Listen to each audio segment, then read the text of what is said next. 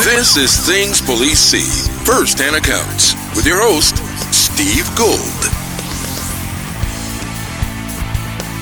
Hey guys, welcome to the show. In this interview, I sit down with retired detective Dave Ball. He has some great stories. He was able to bring a little levity to working in the hood. He has some great point of views and some great opinions on stuff.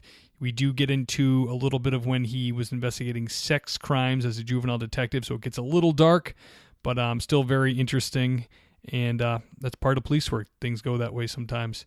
And he also has some great commentary on what being a police officer does to you mentally, how it makes you look at other people, and kind of how the media is affecting that and kind of driving a wedge between the police and the community. And at the end, he rounds it out with some nice advice for young recruits looking to get on the job. So it was a really great interview. It was really fun. I was really lucky to get him. So without further ado, episode number 8. Dave, welcome to the podcast. Thank you so much for coming on. Could you just take a second and introduce yourself to the people and let them know where you were a police officer and for how long? Oh, yeah. My name is Dave Ball, and I was a police officer in Hawthorne, California, 28 and a half years. And Hawthorne's located just south of Inglewood, because I believe you had an Inglewood officer on here. So it's kind of a ghetto town, but then it's also got some nice areas. Anyway, so yeah, basically that's, like I said, 28 and a half years. Okay. Yeah, Hawthorne I'm new to the area, but I do know that it's a pretty busy city police work-wise, for sure. Yeah. So, Dave, could you tell us the first time, your first hot call you responded to, the first call you went to where you really had an adrenaline dump and you were like, whoa, this stuff's for real? I was a brand new police officer, and I was riding with a senior officer. In fact, he was so senior, not only was he in the LA riots, but he was in the Watts riots back in the 60s. So he was a pretty senior guy. Wow. And this was like in 1981, I think, something like that. Anyway, and it wasn't necessarily a call. It was a self-initiated incident where we had one of the Hispanic gangs in our city was called Little Watts. And I didn't really know anything about it. Like I said, I was a brand new police officer. And all of a sudden, the officer I'm with, he turns down this alley, and I have no idea where I'm at. And turns down this alley, and he goes, "Watch this."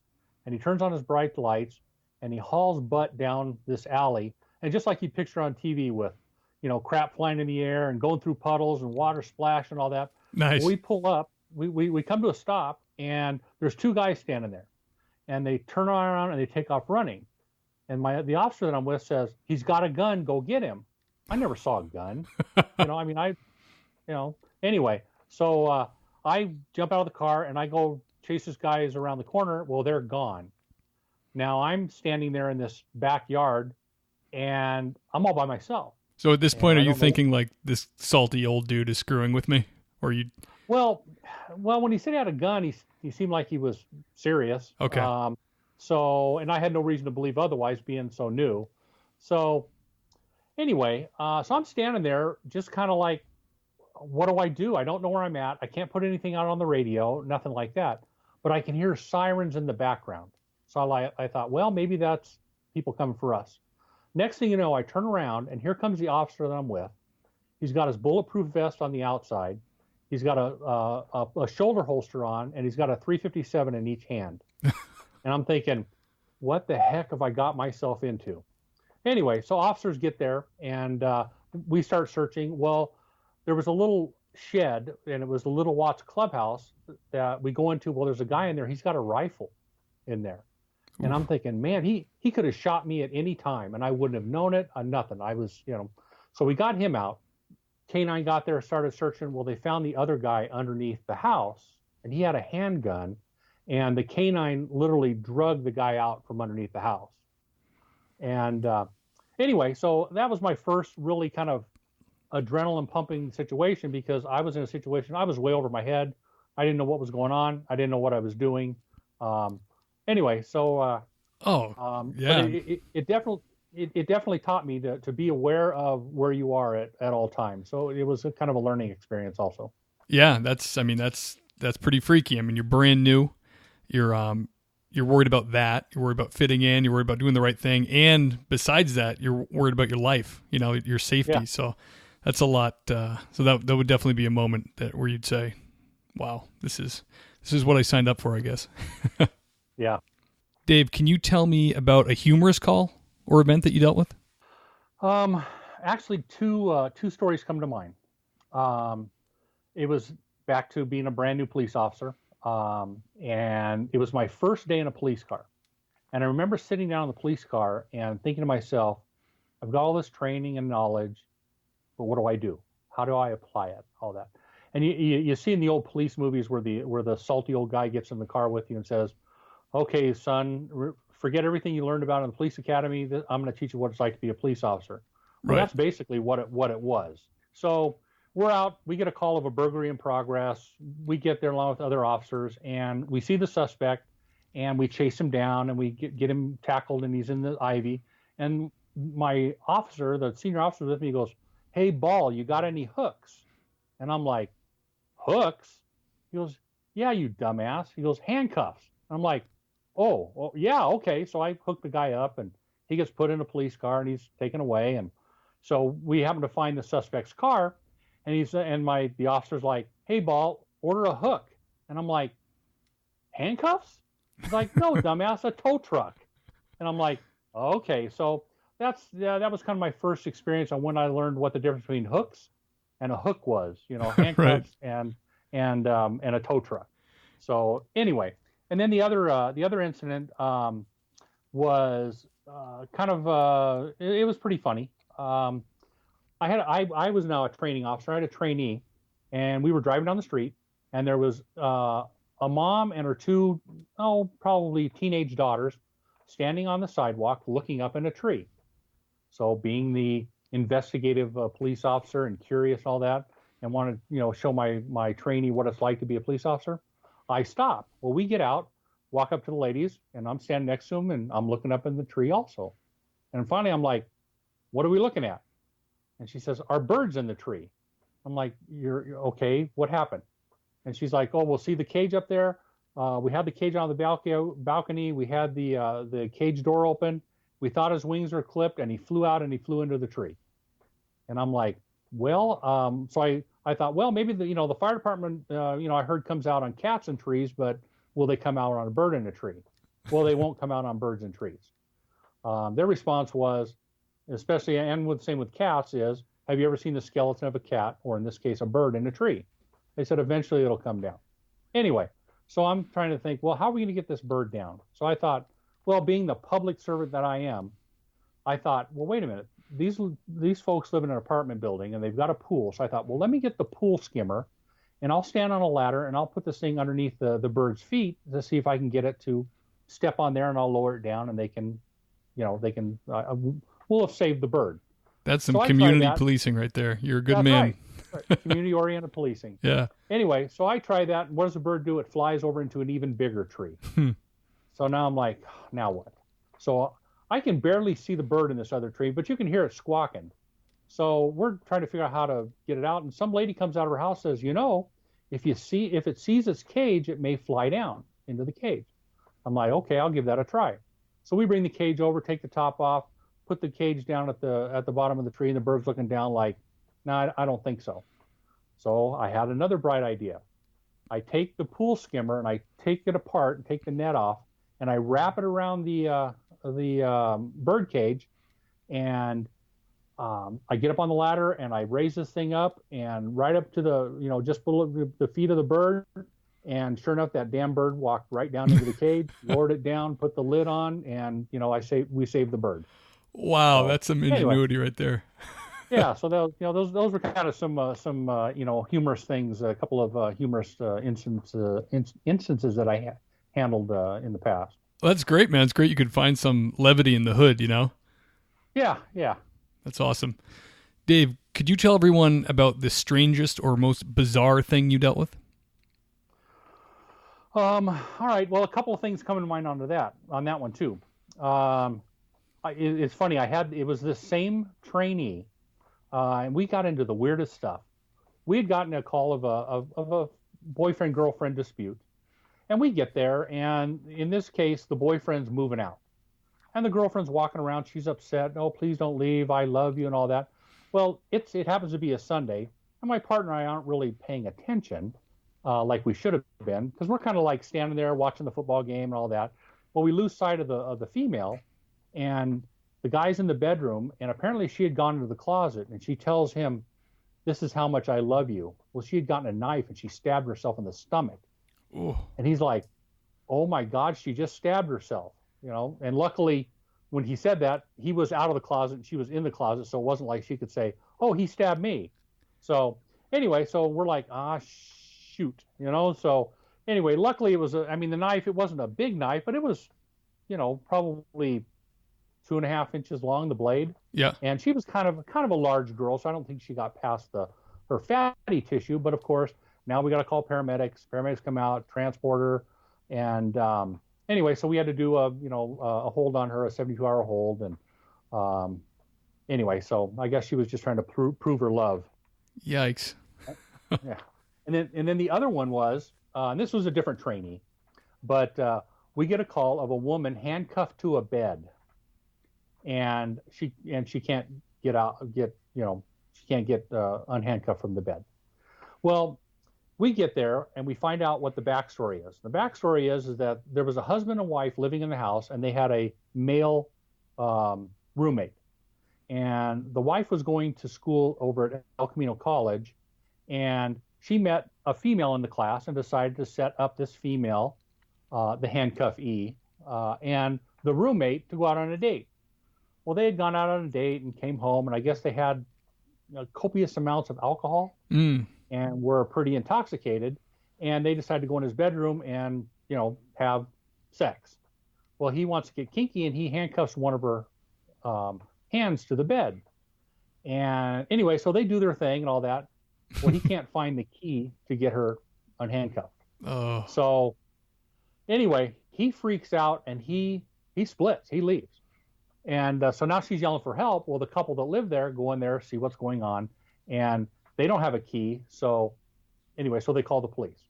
Well, going back to the story, my partner and I get the call, and I told him, I said, "Listen, you better haul ass to this call, because every other officer out there is going to try to beat you to that call." And sure enough, we were the first ones there, and she was handcuffed to the bed, and it was a different type of handcuffs. It had a fat handcuff key. So our handcuff key didn't work. So I called for somebody to bring bolt cutters. Well, I got 3 sets of bolt cutters that showed up. I'm sure. So anyway, we get her, I got her, she's all covered up on the bed, and I crawl up on the bed, and having to straddle her because her hand that's handcuffed is at one corner, and it's in the corner up against the wall of the bed. Right. Anyway, so I get the handcuffs, I cut the links, and leave the room so she can get dressed and all that, and then we end up cutting the handcuffs off. So anyway, so it was kind of a weird call, pretty humorous and bizarre. Oh yeah, definitely. I mean, I can imagine when that call came into your car that you guys were just laughing all the way to it. Well, what was funny is you think, okay, it's going to be some maybe large, unattractive woman, and we get there and it was the exact opposite. She was very nice figure, nice looking, right. So anyway. I'm sure you'd earned it at that point in your career. That's right. Dave, could you tell us about the most intense or the craziest call that you responded to while you were a police officer? Okay. Well, first off, this is going to get kind of dark. But police work does have a dark side to it. We can talk about the funny things and the humorous and the bizarre and that, but there is the dark side to law enforcement. And I was working detectives at the time, and it wasn't a call that I got, but it was a case that was assigned to me. Okay. And I had a case where a father had given his 12-year-old daughter genital herpes. Oh my goodness. And what the backstory is that the young lady, she was home from school, she wasn't feeling good, and she was asleep. And she wakes up, and her dad's on top of her having intercourse with her. Oh. And anyway, so like I said, it's the dark side of law enforcement. Anyway, so he gets done doing what he's doing. Well, sometime later, I don't remember if it was the same night or, a couple days later. I don't remember. This little girl, she gets up in the middle of the night because she's got to go to the bathroom. Well, she tries to go to the bathroom and it burns so bad. She said that she couldn't. It made her knees buckle. It burned so bad. Oh my goodness. So mom and dad took her to the hospital, and when the doctor examined her, it was this young lady's initial outbreak of her genital herpes. Okay. And then, in fact, the doctor said it was the worst case of genital herpes she had ever seen, and she'd been a doctor for like 25 years. Anyway, so the hospital asked, well, what happened to you? And she said that her father had done this to her. Talk about a special place in hell for this guy. Yeah. Anyway, so the police are called, patrol goes out, they take the report, they hook up dad, and they take him into custody and they take him to the jail. Well, that morning I get the case, and I'm reading this. I'm like, you know what? I don't care how long it takes. I'm going to get a confession out of this guy. Because I'm thinking I'm going to be able to save her from having to go to court or whatever. Anyway, so I go in to interview the guy, probably talking for 10, 15 minutes, and he cops out. Yeah, I did it. I've done it several times in the past. He has genital herpes himself, and anyway, so I'm like, great. I got my admission, and in fact, I even had him write an apology letter to his daughter. Just that little extra bit of evidence. Right. Anyway, so now the court proceedings start. So we go to the preliminary hearing, and the little girl gets up on the stand to testify, and she tells the court that she lied, she made it all up, and she loves her daddy, and she wants her daddy to come home. Because that wouldn't be normal, right? They wouldn't normally want the victim up there. I mean, that's pretty normal, but they're just going to want to get the basic information from the victim to make sure that there's enough evidence for the person to stand trial at court, or stand trial. Okay. Anyway, she gets up and she just recants her whole story. Well, I know she's lying because she's got the herpes. Dad's copped out to it. He did the apology, so we knew that he did it. It's just, it was a Hispanic family. Dad was the only breadwinner in the family, and now the family is struggling. Yeah. So I kind of understand the motivation behind it, but so anyway, I now have to get up on the stand and basically impeach her, and testify to what she told me that had happened. So the judge determined that there's sufficient evidence for this guy to go to trial. So a few months later, we get ready to go to trial, and the victim and her mother have now disappeared. Can't find them. And so the judge gives us a certain amount of time. I think it was a couple of weeks for me to locate the victim and her mother. Well, I spent countless hours trying to find the victim and her mother, going to the schools, going to her family, calling hospitals, the morgue. I mean, I exhausted every effort I could to find this young lady, and it was all documented. We go to court. I tell the judge everything I've done. The judge determines, yeah, there's due diligence. You can testify on the victim's behalf, which doesn't happen very often. That an investigator can, especially in the case of a trial. Yeah. So anyway, so I testify, and the guy gets convicted. So come time for sentencing, we go to court, and who's there but mom and the daughter, and they're now blaming me and the district attorney for ruining their life. He's going to jail, and that anyway. So, as tough as it was, the upside is that Dad got 26 years in prison.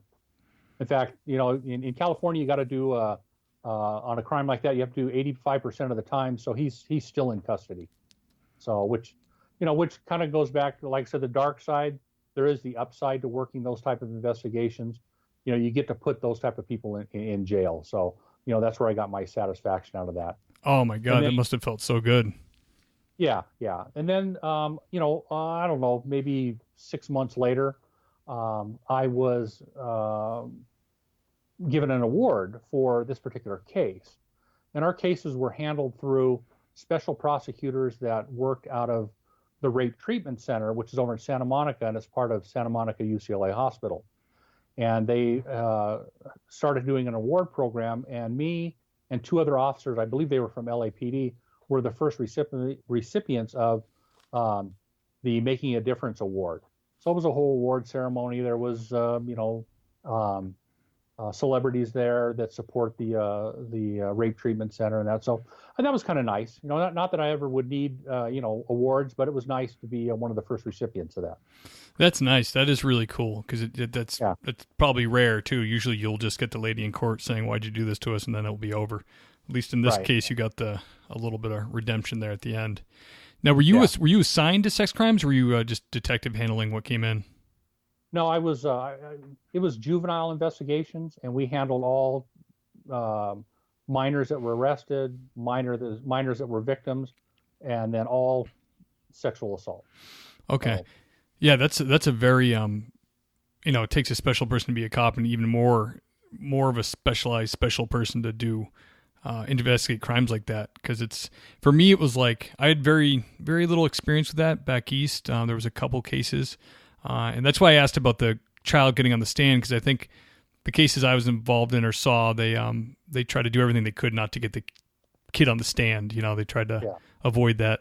But like I think it's because it's like empathy. Like I empathize too much, and you can't do that in police work. You can be sympathetic, but you can't start living through their eyes, because that can really screw you up. So you must have really had a really good ability to kind of draw a line there and just get it done. Well, and it's kind of funny because that was the 3rd time I was assigned to juvenile investigations, because we could only be in a position for 5 years, and we had to go back to patrol for a year, and then we could put in anyway. But after this was my last type of investigation I had. It's like that because I did it for like 9 years total, maybe a little longer. In this case, I finally said, you know what, I've had enough. I'm going to finish up my last couple of years in auto theft, because I figured, stolen cars can't complain. Yeah, I don't blame you at all. I mean, it took its toll. I mean, it was hard, especially when I had kids and they were growing up, and sure, and so it was, it was a hard desk to work, but I think I did it some justice. Yeah, absolutely, sounds like it for sure. Now, could you speak to that? How just dealing with the bombardment of negative situations and people blaming you and all the stuff police officers have to deal with coming in just on a daily basis. How did that affect you just as you operated in your personal life? Well, I became very cynical. Basically, other than my family and friends, I hated people. I didn't want to be around people. I didn't like people. And I would oftentimes tell my wife, God, I hate people. So I got a very jaded view of people other than either law enforcement, family, friends. So but I've been retired almost 9 years now, and I've kind of gotten over all that. There's a few more people I like now than I did before. So yeah, that's funny you say that. Yeah, no, it takes its toll. I mean, especially working that type of an assignment.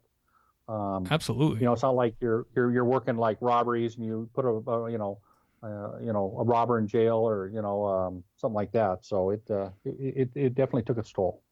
Totally. I mean, I remember, you just reminded me, I remember my dad was a police officer for like 32 years, and I can remember driving through town with him sometimes when he's doing errands on the weekend or something, and just being like, dirtbag, scumbag, stay away from that guy. Like that was like, he just had like dirtbag vision on, just filtering out through the people.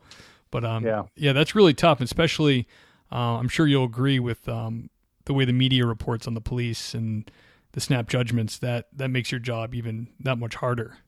Oh yeah, I mean it. With the media and the community's rush to judgment based on, part of a video or a video that doesn't show the whole situation, what happened before and after, somebody's version of what happened, whether it's verified or not, and the media is just kind of rushing to judgment. And it's like, why don't you wait until all the information comes out and then, report on it, or then give your opinion. I mean, if a copper, if he screws up, he screws up. But for the most part, and as history has shown, especially the last several years, officers are being crucified for something, and then they find out later that oh, well, the officer wasn't wrong in what he did, and the whole video shows it, but you don't hear the media coming back and saying, oh, well, here's what really happened, and we were wrong in our opinion on what happened, and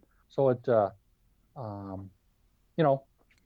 and unfortunately, with the way it is nowadays, the community doesn't trust the police because of the way videos are interpreted, or people's opinions or comments are interpreted. Yeah, and they're really, really good at it, because I know better. And sometimes, does this ever happen to you? Sometimes you see a video and you go, ooh, that cop's in trouble. And then you think, wait, I didn't see the whole video. And then you see the whole thing and you're like, oh, yeah, of course, it was totally fine. Yeah. But they're really, really manipulative. They're really good at it. I mean, the way they put the headings out there, they don't, like you're saying, they don't, even the little information they have, they manipulate. Like it's not a suspect who just tried to break into a house, a couple cars, and then fled from the police. It's standing in his grandmother's yard holding his cell phone. Right. So they ignore all these other things happening, the chopper, all that, and they give you that one thing. And then, people are busy. They see that. They're not going to look into it. They just figure, police are just killing people willy-nilly over here.